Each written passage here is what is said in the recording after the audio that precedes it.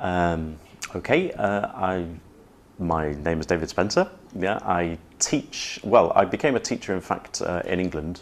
I started teaching Spanish and French at secondary schools. And then straight after qualifying as a teacher, secondary school teacher in England, I went to Spain.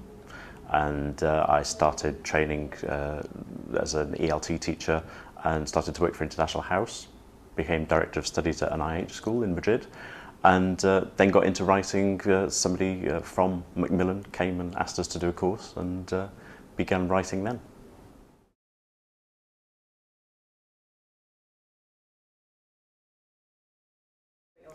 I suppose the first thing is really just knowing who exactly you're writing for.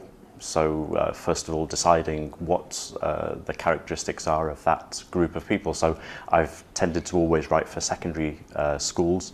So the first thing is really deciding who the students are, how old they are, what specific needs they have. In the case of Gateway, the course that I'm writing at the moment, then it's deciding which countries we're looking at, what those students need. In this case, they need to be prepared for exams, for secondary school leaving exams.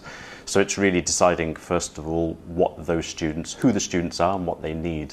Then, of course, what we generally do is to travel to as many countries as possible, to go into classrooms, see the students and see exactly what they're like, what they like doing, what they enjoy doing, and then try and decide from there how we're going to help those students.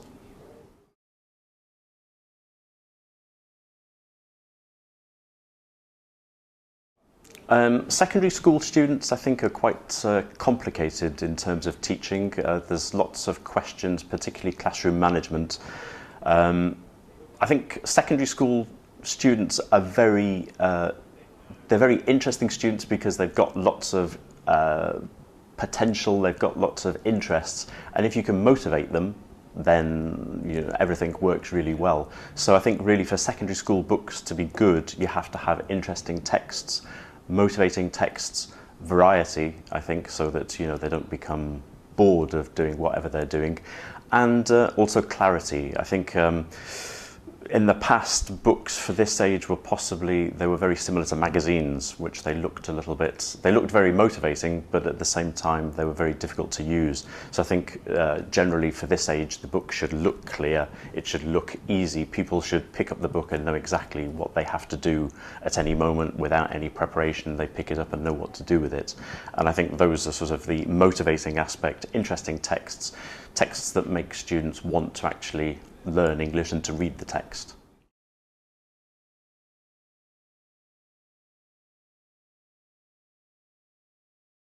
Well, you can imagine it's an extremely exciting life sitting there in my attic writing all day. I suppose the best things is when you're let out and you can travel and visit places and meet people. It's great being an author. The best thing about being an author, I think, actually, is when you meet somebody who's used your book and they say that they've enjoyed using it and their students have enjoyed using it. So that's always a great feeling. Writing itself, a textbook, it is creative. It's not writing a novel, but at the same time, every day it is quite interesting, sort of trying to come up with something which is a little bit different and interesting itself. And actually, I find that because many texts, in Gateway in particular, are informative texts where you're learning things, I actually find that I learn a lot myself about all sorts of things that I never knew, and you study about them to then write the text. So I find that that's quite fascinating, learning about things myself.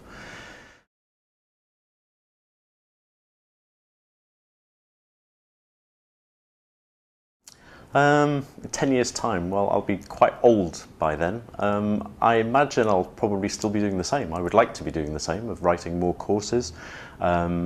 Each course is different. The students change and you change, and as I said before, each course you're taking into account a different sort of objective, and really each course, I've written 3-4 courses already. Each one is a very new project, and I'd like to carry on doing that. And possibly one day to write a novel too, which would be nice when I've retired.